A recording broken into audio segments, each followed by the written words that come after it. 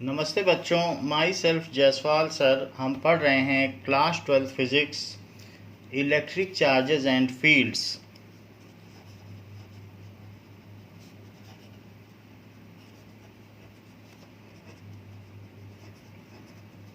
Now, in last class we have attempted exercise question up to 1.10. Now we will start from question 1.11 of exercises. A polythene piece rubbed with a wool is found to have a negative charge.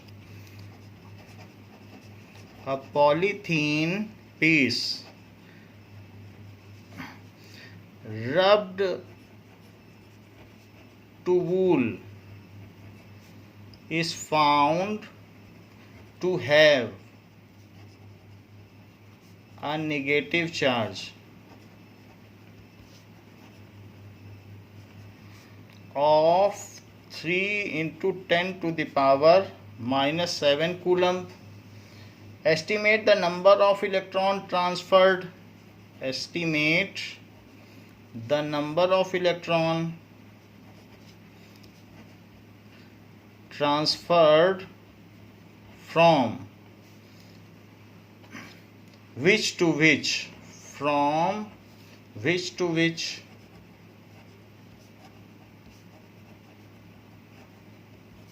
and is there a transfer of mass from wool to polythene? Is there a transfer of mass from wool to polythene? तो ये सारी चीज़ें पूछी गई हैं कि जब हम किसी ऊनी कपड़े को पॉलीथीन से रब करते हैं तो पॉलीथीन नेगेटिवली चार्ज हो जाती है, तो कितने इलेक्ट्रॉन ट्रांसफ़र हुए? So yes, there is a transfer of electron from wool to polythene, क्योंकि पॉलीथीन नेगेटिव चार्ज हो गया है और ट्रांसफ़र हमेशा इलेक्ट्रॉनों का होता है, पॉजिटिव चार्जेस या कैटायंस का नहीं होता क्योंकि वो लैटिस फॉर्म में होते हैं. Yes, there is a transfer of electrons from wool to polythene.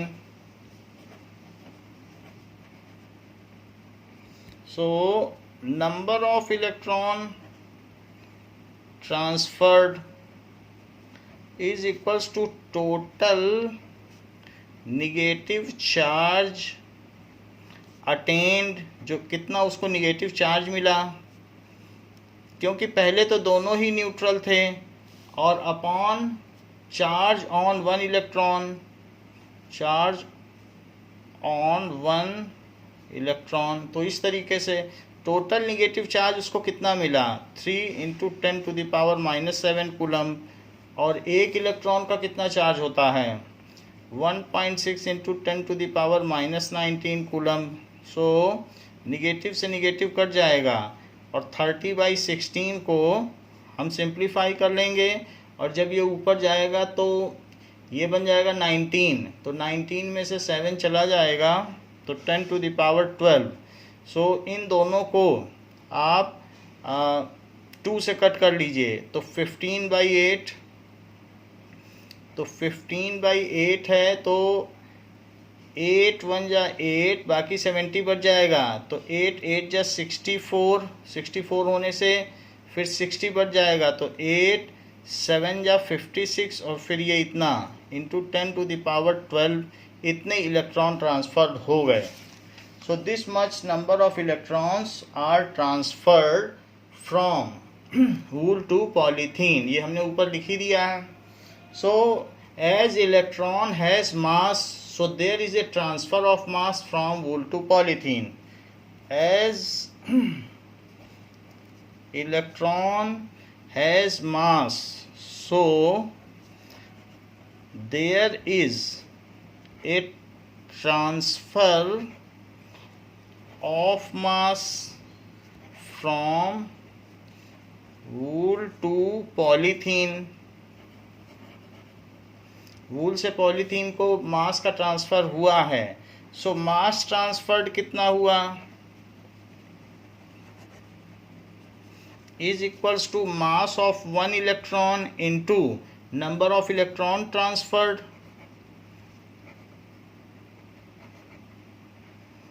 So mass कितना होता है 9.1 इंटू 10⁻⁻31 और इलेक्ट्रॉन ट्रांसफ़र हुए हैं 10⁻12. तो 9.1 को 1.875 से कैलकुलेट कर लेंगे, मल्टीप्लाई कर लेंगे, और साथ ही साथ पावर को देख लो तो 12 जाएगी तो 18 और ये 19 -19 आ जाएगा. इतना केजी होगा, इतना केजी मास ट्रांसफर्ड हुआ है. ज़रा इसको और मल्टीप्लाई कर लें 9.1 को 1.875 से.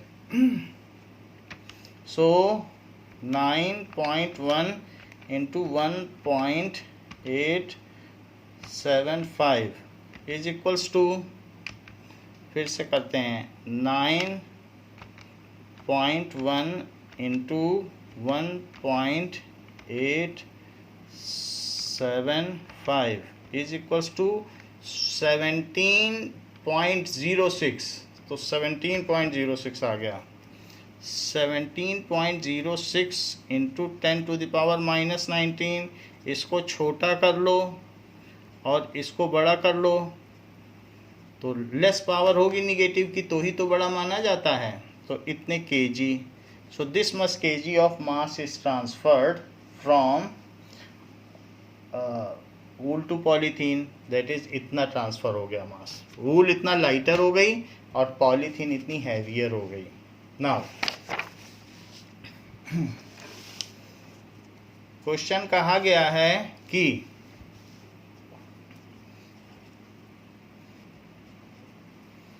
two insulated charged copper sphere, two insulated charged copper sphere A and B have their center separated, have their centers separated by a distance of 15 centimeter, distance of 50 centimeter. What is the mutual force of electrostatic repulsion? What is the mutual force of electrostatic repulsion?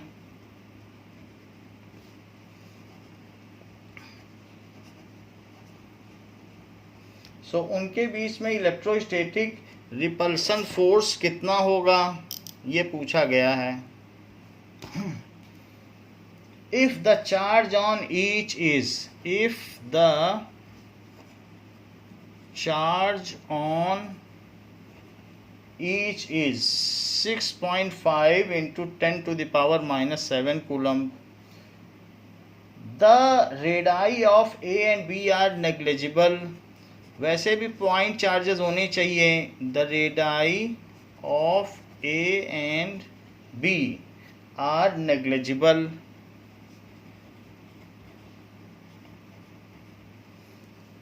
compared to distance of separation, compared to distance of separation,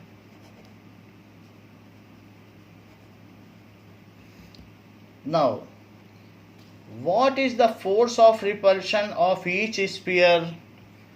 दूसरा प्रश्न पूछा गया है what is the force of repulsion on each sphere.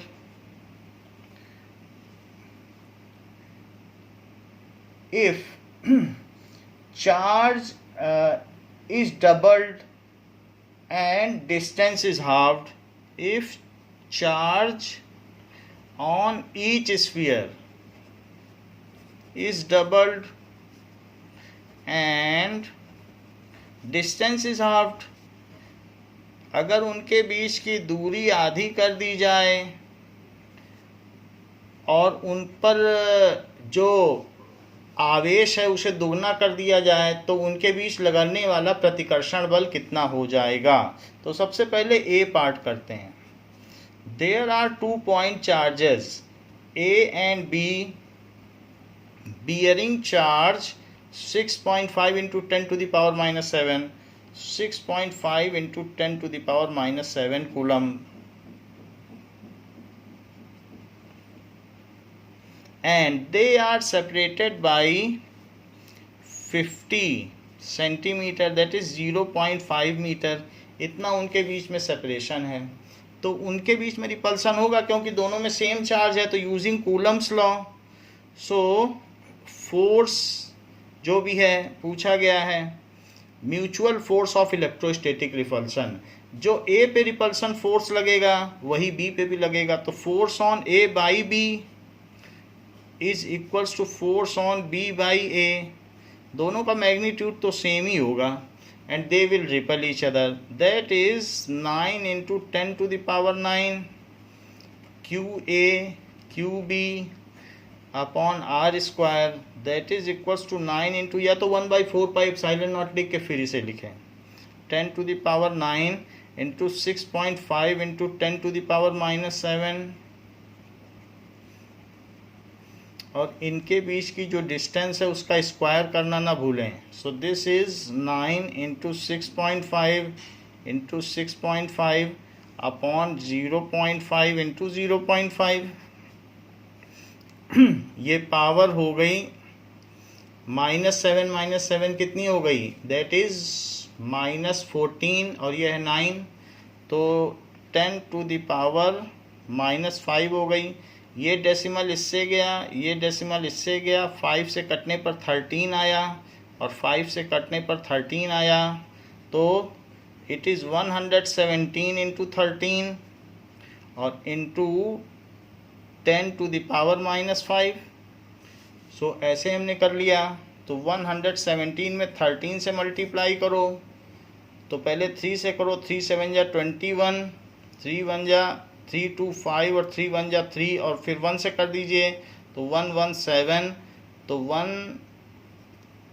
5 1 1 5 2 1, so it is 1521 into 10 to the power -5 या 1.521, इसे छोटा कर दीजिए, तो 3 डिजिट पहले किया है तो इसे बड़ा कर दीजिए, तो ये कर दिया। तो इतना इनके बीच में रिपल्सन फोर्स लगेगा जो कि न्यूटन में होगा। So force of repulsion on each sphere is, force of repulsion on, concluding statement अवश्य लिखें, on each sphere is 1.5 to 1 into 10 to the power -2 Newton. देखो यहाँ पर सिग्निफिकेंट फिगर जो भी दिए गए हैं 1 ही हैं, कहीं कहीं पर 2 हैं, तो we should approximate as 1.5 into 10 to the power -2 newton. इतना आगे तक नहीं ले जाना चाहिए, इतना ही रखना चाहिए। नाउ सेकंड पार्ट क्या है, if charge is doubled and distance is halved, तो मैं डिस्टेंस आधी कर देता हूँ। डिस्टेंस अगर हाफ हो जाएगी तो इट इज़ 0.5 था तो 0.25 मीटर हो जाएगा, और जहाँ उनका चार्ज 6.5 था वो अब 13 into 10 to the power हो जाएगा। सो it is 2 times, so 13 into 10 to the power -7 coulomb, और यहाँ पर भी 13 into 10 to the power -7 coulomb हो गया। तो ऐसा कर देने पर अगर A और B हैं तो what will be new force, so F on A by B dash is equals to F on B by A dash, क्योंकि नया फोर्स है। So 1/4 pi epsilon naught 2QA into 2QB, और जो उनके बीच की डिस्टेंस थी वो आधी कर दी गई है।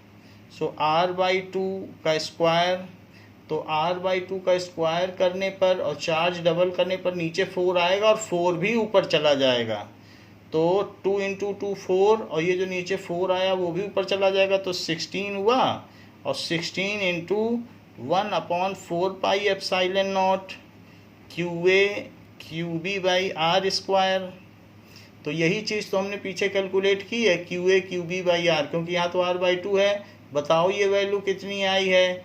क्या ये 1.5 इंटू 10⁻⁻² आई है? So this is 16 into 1.5 into 10⁻⁻² Newton. भाई ये चीज़ तो हमारी पहले वाली है ना, तो हम फिर से क्यों कैलकुलेट करें? ये सब वही वैल्यू है, बाकी जो इसमें अल्ट्रेशन है उसको हमने पाइल अप करके किनारे कर दिया है। तो 16 से मल्टीप्लाई करो, 16 5 जा कितना होता है? 80।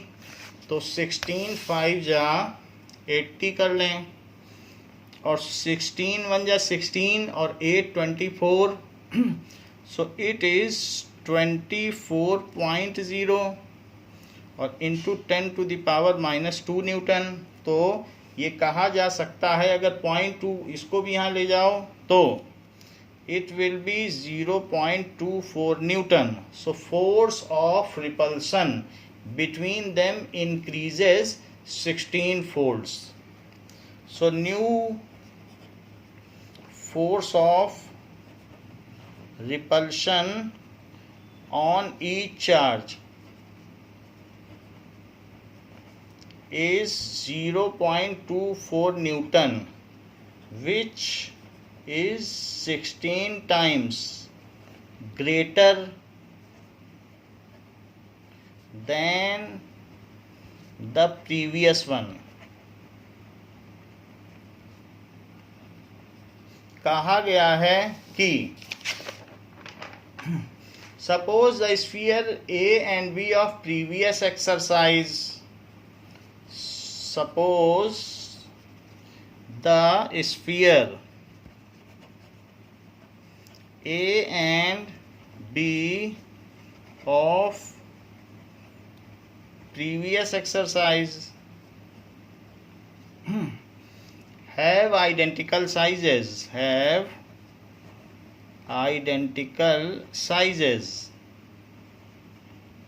a third sphere of same size, a third sphere of same size is brought in contact with first,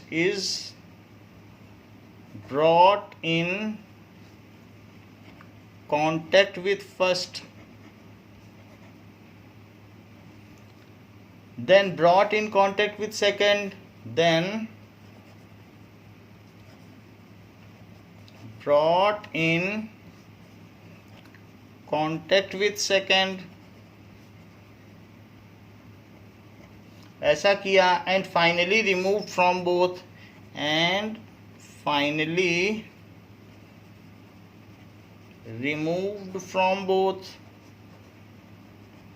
ऐसा कर दिया। What is the force of repulsion between A and B?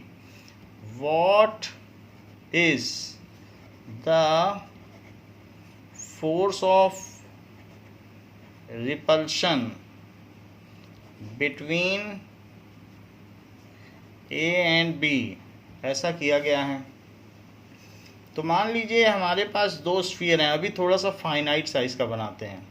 तो इन सभी में उसने बताया है कि पॉजिटिव चार्ज है ए और बी में। तो कितना चार्ज है? ऐसे कुछ ना कुछ चार्ज है। So this is A, this is B.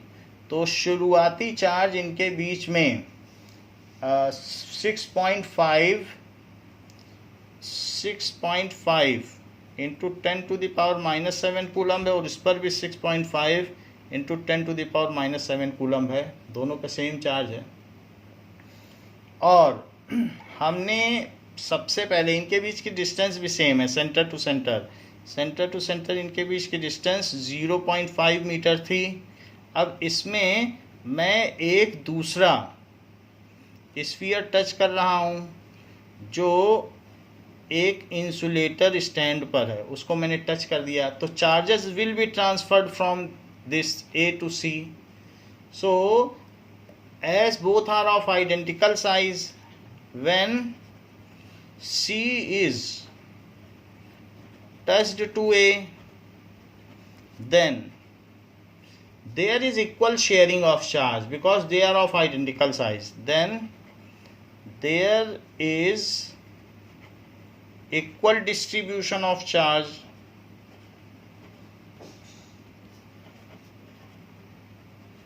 due to their identical size. जैसे धरती के ऊपर एक पेन गिर जाए तो धरती का आधा चार्ज नहीं ले सकता, उनका धरती से धरती टकराए तो ही धरती का आधा निगेटिव चार्ज ले सकती है। अर्थ इज निगेटिवली चार्ज, तो सेम साइज होगा तभी आधा चार्ज ट्रांसफर होता है। ऐसा नहीं कि अर्थ पे पिन गिर गई तो पिन ने आधा चार्ज ले लिया, वैसा नहीं होता है। तो सेम होंगे, आइडेंटिकल होंगे तभी आधा चार्ज होगा। तो now the charge beared by A and C after touching, so now new charge on A and C, तो that is QA will be QC, दोनों पे इक्वल चार्ज होगा, लेकिन इतनी बात है कि वो आधा ही होगा क्योंकि हाफ हाफ हो जाएगा। तो हाफ कितना होता है इसका? 3.25 इंटू 10⁻⁻7 कूलम। QA पे इतना हो गया। अब जो नई स्थिति है वो ये बन गई है कि इस पर जो चार्ज है वो कुछ कम हो गया है और वो 3.25 इंटू 10⁻⁻7 कूलम है, और जो दूसरा वाला है B, उस पर अभी तक तो 6.5 इंटू 10⁻⁻7 कूलम चार्ज है, लेकिन अब मैं जो दूसरा एक स्फीयर इसके पास C ला रहा हूँ वो पहले से ही थोड़ा बहुत चार्ज है। तो वो जो C स्फीयर है उस पर इतना चार्ज आ चुका था जब मैंने उसे टच कराया ये, तो अब इस पर इतना चार्ज आ चुका है और ये इंसुलेटेड स्टैंड पर है जिससे कि हमारे हाथ में कोई चार्ज ना आ जाए। तो जब इसको टच कराएंगे तो B और C are of identical size, so the total charge is distributed equally on both.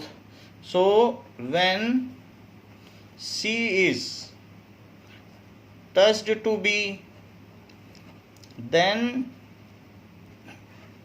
total charge, जो भी टोटल चार्ज होगा B और C में, total charge is equally distributed on both, is equally distributed on both, दोनों में आवेशों का समान रूप से वितरण हो जाएगा। So what is the total charge? So new charge beared by B and C, so QB dash is equals to QC double dash, क्योंकि C में फिर से अंतर आ जाएगा। तो वैसे हमने पहले लिखा था QA and QC will be this, तो अभी इसको लिख दें QA डैश और QC। C में शुरू में कोई चार्ज नहीं था, बाद में QC डैश आ गया।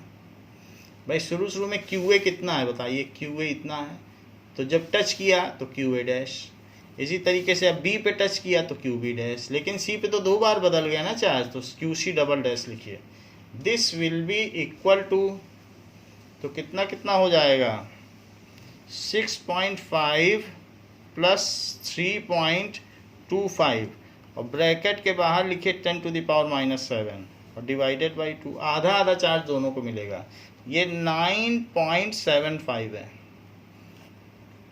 क्योंकि 5 0 भी लिख सकते हैं, और इंटू 10⁻⁻7, तो 2 से इसको कट करो तो 2 4 जा 8, फिर 17 बचेगा, 2 8 जा 16, फिर 15 बचेगा, तो 7 और फिर 5 इंटू 10⁻⁻7, दोनों पे इतना चार्ज आ जाएगा। अब now C is removed, now C is removed, इतना चार्ज लेके वो चला गया। तो जब C को रिमूव कर दिया गया है, सो new repulsive force between them तो इनके बीच न्यू रिपल्सिव फोर्स क्या रहेगा, जबकि इनके बीच की डिस्टेंस 0.5 मीटर है और ए पर चार्ज 3.25 इंटू 10⁻⁻7 है, और जबकि बी पर चार्ज 4.875 इंटू 10⁻⁻7 है। तो using Coulomb's law,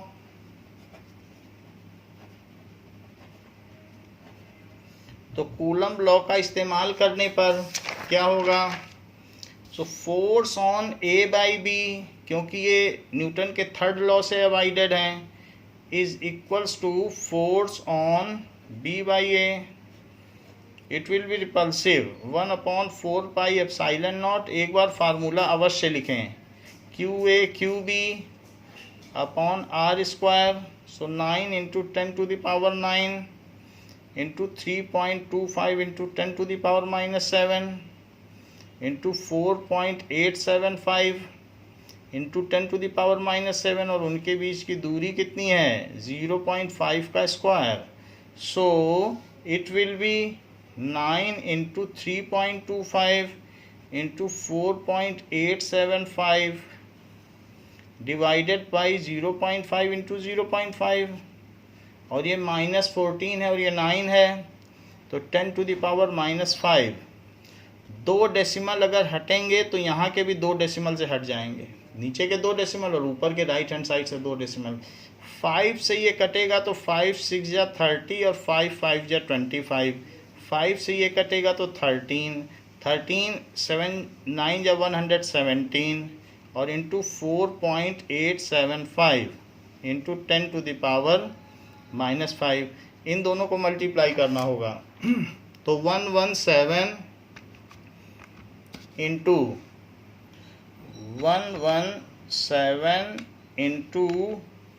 4.875 is equals to 570.375।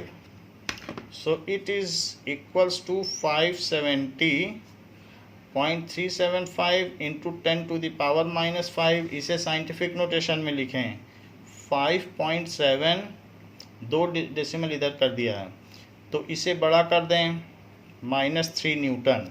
तो इस तरीके से जब हमने ये किया तो उन पे लगने वाला नया रिपल्सिव फोर्स कितना हो गया, इट इज़ 5.7 इंटू 10⁻, 2 डिजिट इधर किया है तो ये चीज़ हो गई।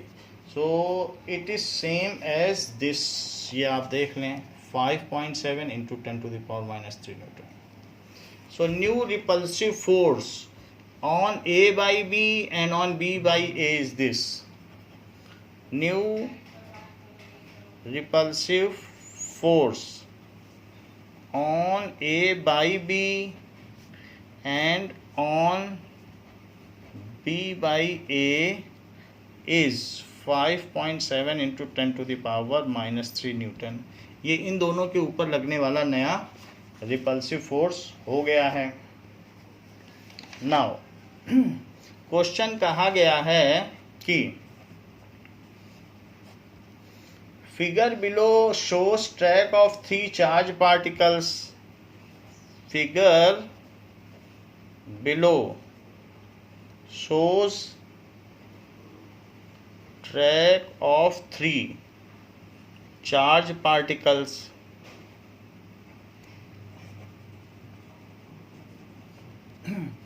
in a uniform electric field.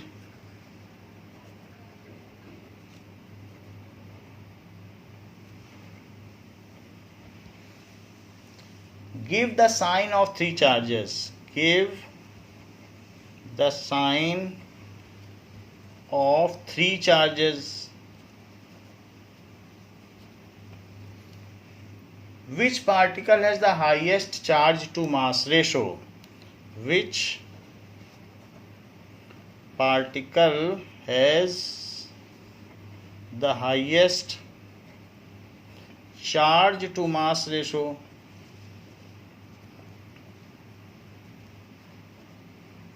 ये बात कही गई है। तो सबसे पहले तो फिगर देख लें, फिगर कैसा है। फिगर कुछ ऐसा है जिसमें ये बात कही गई है कि अपर प्लेट पॉजिटिव चार्ज है और लोअर प्लेट निगेटिव चार्ज है, एंड इसमें फर्स्ट पार्टिकल इस तरीके से जा रहा है, यहाँ से ऐसे चला गया।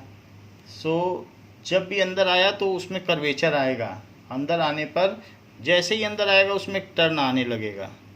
तो दूसरा ऐसे गया और थर्ड जो है वो निगेटिव प्लेट की ओर चला गया।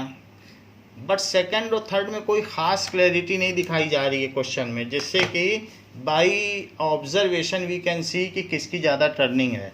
कोई यहाँ पर मैग्नीट्यूड भी नहीं दिया है जिससे कि हम पता कर सकें।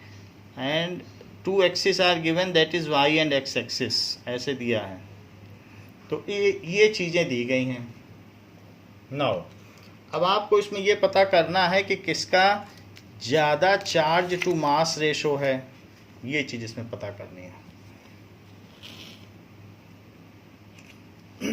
नाउ अब देखिए कि जो भी इस पे फोर्स लगेगा, सब पर फोर्स लगेगा, तो पार्टिकल पर फील्ड किधर होगी, प्लस से माइनस, क्योंकि प्रोटॉन किधर जाता है ये बताइए। अगर एक प्रोटॉन छोड़ दोगे तो जिधर जाएगा उधर ही तो फील्ड होगी, तो ये फील्ड हो गई। फील्ड आपको क्या ये बात मालूम है कि that is electric field is equals to force upon Q is equals to F by Q. तो इससे क्या इंप्लाई होता है, एफ क्या होता है, Q E. So it is Q E, force is equal to Q. जितनी भी इसमें यूनिफॉर्म फील्ड है तो फोर्स ये हो गया। तो एफ क्या होता है, एफ होता है एम ए, क्योंकि न्यूटन के सेकंड लॉ से, is equals to Q E, ऐसा होगा। तो चार्ज टू मास रेशो क्या होगा, जरा ये भी बात देख लें। So charge to mass ratio that is q by m, उसका मास है। So is equals to q by m क्या होगा, q by M is equals to a by e. और ये जब आए थे तो इस समय इनका जीरो डिस्प्लेसमेंट है और वाई एक्सिस की ओर ये डिस्प्लेस हो रहे हैं। तो डिस्प्लेसमेंट, वैसे तो डिस्प्लेसमेंट का फॉर्मूला होता है यू टी और plus half a t square when they enter into field. तो शुरू में तो सब अपने ज़ीरो इनकी स्पीड थी वाई एक्सिस की तरफ, एक्सीलरेशन मिला तो डिस्प्लेस हुए। तो वास्तव में it is zero t plus half a t square, तो it is equals to s is equals to, और सब एक ही स्पीड से अंदर गए हैं तो टाइम सबको एक जैसा लगा होगा बाहर निकलने में। ये एक्सीलरेशन है अलोंग वाई एक्सिस जिसने इनको अलग अलग दिशाओं में मोड़ दिया। तो it is A Y T square, वास्तव में ए है वो ए वाई है, वाई एक्सिस की तरफ ऊपर नीचे जा रहे हैं ना, तो ये ए और कुछ नहीं है, ए वाई की तरफ है, क्योंकि फील्ड ही उनको ऊपर नीचे ले जा रही है। तो जितना ज़्यादा डिस्प्लेसमेंट होगा उतनी ही ज़्यादा उसमें एक्सीलरेशन होगा।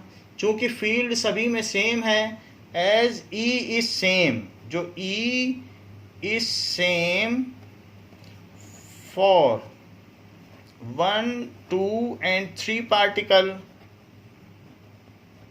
सो यहाँ पर S is directly proportional to A y. तो यानी ए वाई ज़्यादा है अगर डिस्प्लेसमेंट ज़्यादा है वाई की तरफ, एस किसकी तरफ, वाई की तरफ, ऊपर नीचे डिस्प्लेसमेंट ज़्यादा है। सो ई सेम, तो Q by M is directly proportional to A Y, जिसमें एक्सीलरेशन वाई एक्सिस की ओर ज़्यादा है उसका चार्ज बाई मास रेशो ज़्यादा है।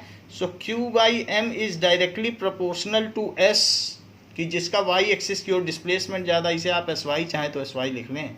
अब लेकिन यहाँ देखने से पता नहीं चलता है कि कौन ज़्यादा डिस्प्लेस हुआ है, क्योंकि फिगर में थोड़ा सा और करना चाहिए, पर फिर भी पार्टिकल 3 को मैक्सिमम बताया गया है, क्योंकि ये अपनी जो मेन लाइन है उससे सबसे ज़्यादा डिस्प्लेस हुआ है, ये अपनी मेन लाइन से थोड़ा डिस्प्लेस हुआ है। तो इसका डिस्प्लेसमेंट इतना है अगर देखा जाए, और इसका डिस्प्लेसमेंट ज़्यादा है और इसका भी डिस्प्लेसमेंट देख लो, तो बुक कह रही है कि इसका सबसे ज़्यादा डिस्प्लेसमेंट है अपनी मेन लाइन से। ये एस वाई है सभी के लिए। So as third particle has displaced maximum, so its charge by mass ratio is maximum. As third particle is displaced maximum, so as third particle is displaced maximum, so its charge to mass ratio is maximum। इसलिए इसका charge to mass ratio maximum हो गया। अब जरा देखें कि consider a uniform electric field E, consider a uniform electric field E is equals to 3 into 10 to the power 3 I, it is I Newton per coulomb. What is the flux of this field? What is the flux of this field through a square, through a square of 10 centimeter on a side whose plane is parallel to YZ plane, whose plane is parallel to YZ plane, to YZ plane. What is the flux through the same square? What is the flux through the same square?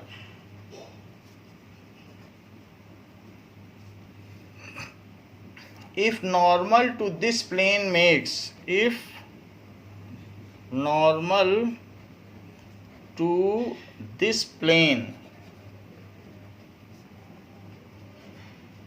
makes at 60 degree angle, 60 degree angle with x axis। देखो question को समझते हैं फिर इसके बाद हम करेंगे। ये बात कही गई है, कंसीडर यूनिफॉर्म फील्ड, आई की तरफ यूनिफॉर्म फील्ड है। तो इस तरीके से आप देख लीजिए कि ये हमने ये बना लिया, this is X, this is Y और दिस इज जेड। अगर एक्स से वाई चलो तो Z, rectangular right handed cartesian coordinate system, तो एक्स से वाई चलोगे तो जेड मिल जाएगा। तो ऐसे हमने बनाया है एक्स वाई जेड, ठीक है। तो this is rectangular system X Y Z. अच्छा, आई के डायरेक्शन में फील्ड है ऐसा कहा गया है, और कितनी फील्ड है 3 इंटू 10 टू द पावर 3, इस डायरेक्शन में फील्ड चल रही है। So there is a uniform field, ऐसे। और यहाँ पर एक स्क्वायर है, तो what is the flux of this field through a square of 10 centimeter on the side whose plane is parallel to YZ plane? एक स्क्वायर 10 सेंटीमीटर का है जो YZ प्लेन के पैरेलल या YZ प्लेन के ऊपर ही रख दो, कोई फर्क नहीं पड़ता। तो YZ प्लेन है उसी पे हमने रख दिया, ठीक है। तो इससे होके गुजरने वाला फ्लक्स कितना होगा। अब ये देखो, इसका एरिया वेक्टर भी इधर है, दिस इज S, और इलेक्ट्रिक फील्ड भी इधर है। तो theta is equals to 0 degree.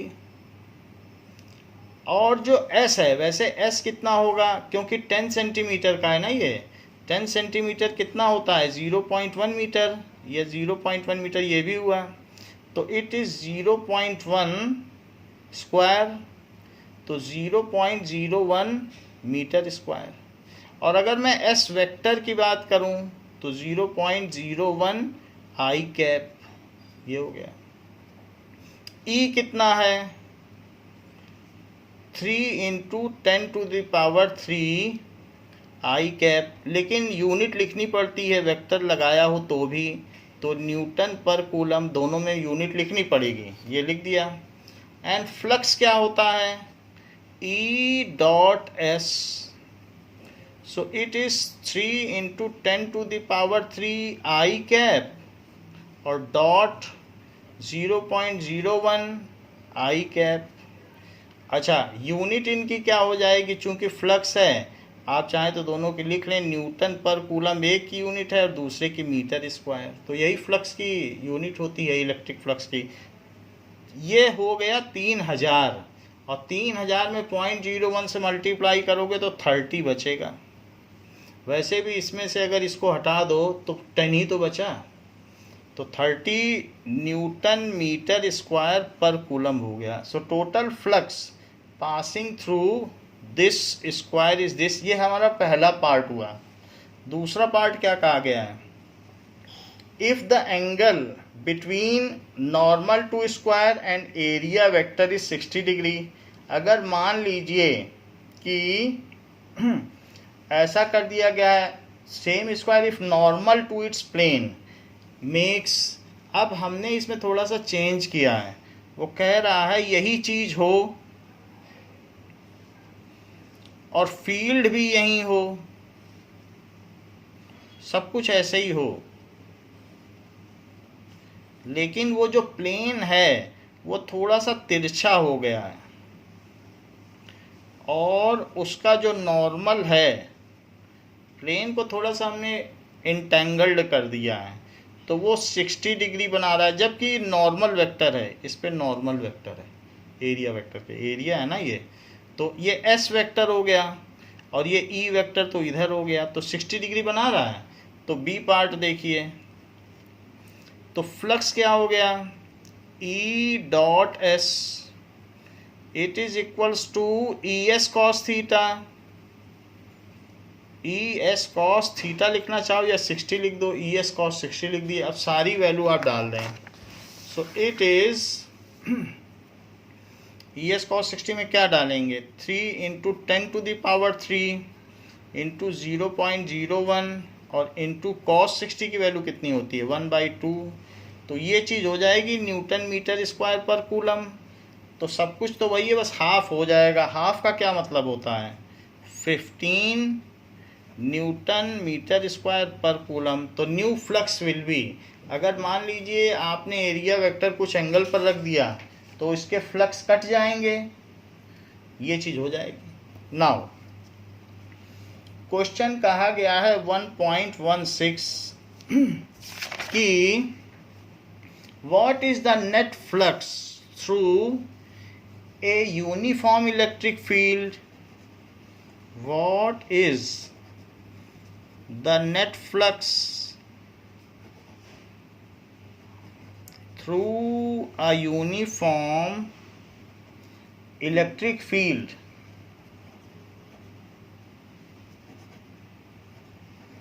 of exercise 1.15, जो पिछला क्वेश्चन था, through a cube of side 20 centimetre oriented so that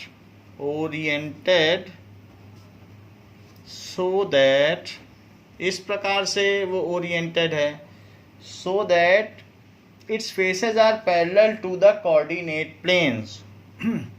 Its faces are parallel to coordinate plane.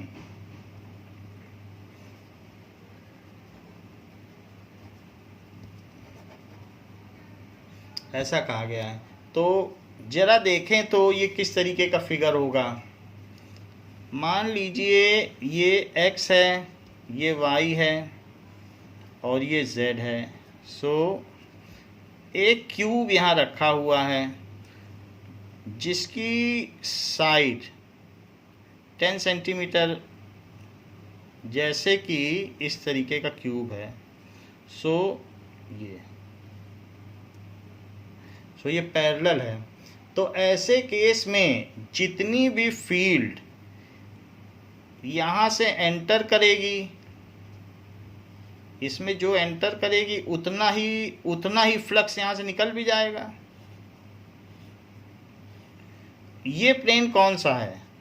YZ plane, क्योंकि YZ ये भी तो है ना, ये भी तो YZ ही है, तो ये भी तो YZ हुआ, ठीक है। और बाकी और जो फील्ड होगी, ये प्लेन कौन सा हुआ? ये वाला नीचे वाला आप देखिए XZ हुआ।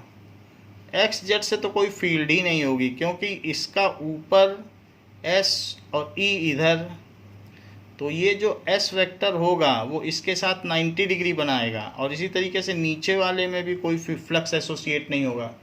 और एक जो सामने वाला है, तो जो सामने और पीछे वाला है उनके साथ भी कोई फ्लक्स एसोसिएट नहीं होगा। ये सामने वाला कौन सा प्लेन है? XY plane. तो ये जो, अगर मैं XY प्लेन की बात करूं तो XY प्लेन में कोई भी फील्ड एसोसिएटेड नहीं होगी सामने वाले में, और पीछे वाले में भी कुछ नहीं होगी। So no flux is associated. देखो सामने वाला देख रहे हो ना, ये XY प्लेन ही तो है। So no flux is associated. क्यों? क्योंकि उनका जो S और E का एंगल होगा वो 90 डिग्री होगा। Associated with two faces of cube in XY plane and two faces of cube in, देखो ये ऊपर वाला कौन सा है? XZ plane. देख के बता सकते हो कि ये देखो नीचे वाला दिख रहा है कि नहीं, XZ, ऊपर वाला भी XZ है। इन XZ प्लेन। वैसे भी पहले YZ प्लेन से ही तो फ्लक्स आ रहे थे पिछले सवाल में। ऐसा क्यों कह रहा हूँ? As theta is 90 degree for both between S vector and E vector, between S vector and E vector, and the flux is only associated with YZ plane। ये जो YZ plane आपको दिख रहा है, सिर्फ ये YZ plane में ही flux inter कर रहा है और YZ plane से ही निकल रहे हैं। ये देखो YZ plane लिखा है। so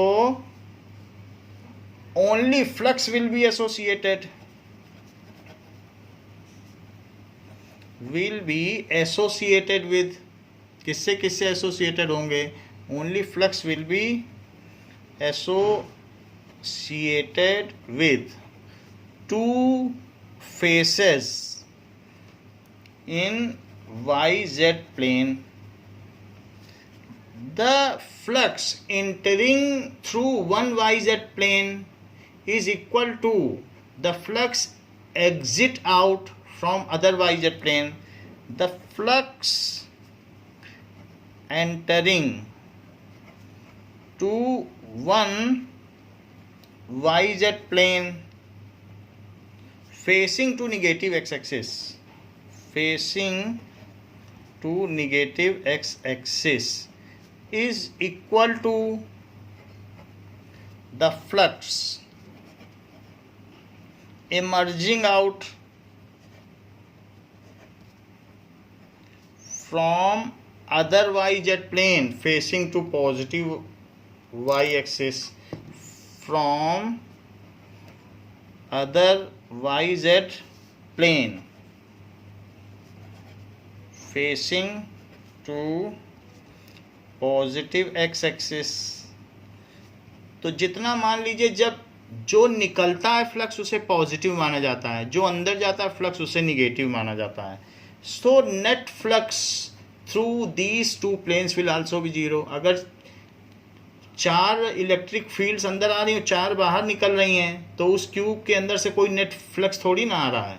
तो नेट फ्लक्स तो जितना आ रहा है वो निकल जा रहा है। अंदर कोई चार्ज रखा होता तो अंदर से कुछ फ्लक्स आता, अंदर निगेटिव चार्ज रखा होता तो अंदर को कुछ फ्लक्स जाता।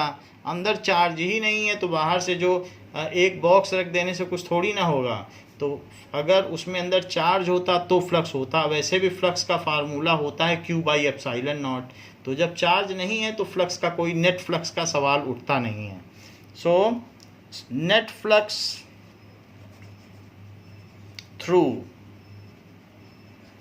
ठीक है, net flux through cube is 0, क्योंकि वो कट कर देगा, जितना इंटर कर रहा है उतना निकल जा रहा है। तो नेट फ्लक्स कहाँ हुआ उस क्यूब से? 4 फील्ड लाइंस अंदर आ रही हैं, 4 निकल जा रही हैं। तो क्यूब ने अपनी कोई फ्लक्स थोड़ी ना जनरेट की।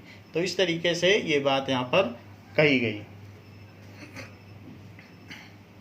तो बच्चों इस क्लास के लिए इतना ही, इसके आगे आपको नेक्स्ट क्लास में बताया जाएगा। थैंक यू बच्चों।